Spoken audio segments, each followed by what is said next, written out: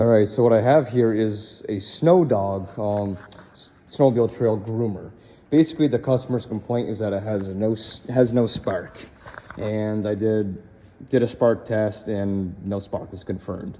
So, what I did was I disconnected all the grounds. They kind of jerry-rigged this Sno-Dog because they broke the shutoff switch, and it's been definitely run and abused quite a bit. So.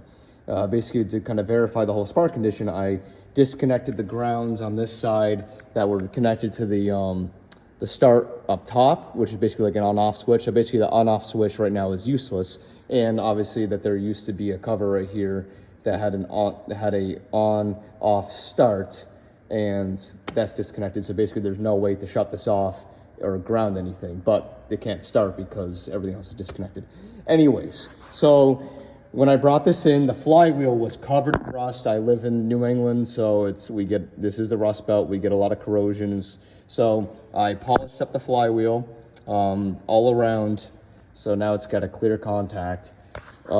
This is the old coil, which I suspect is bad. All right, so I've got the flywheel cleaned up. I took it off, polished it up and everything. I've got the new coil, the one that doesn't work or the one that isn't the exact replacement. I tried the old coil after doing that. I got no spark signal. So because you can't bolt this on here and have it close enough, I can do it by hand, like hold it like within distance of the flywheel.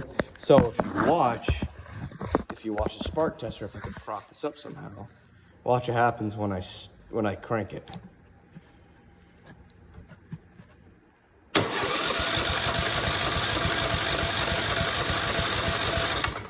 See, it's got a really healthy spark signal, so that tells me that the original coil is just junk. So I'm gonna order one or see if I can get my hands on one.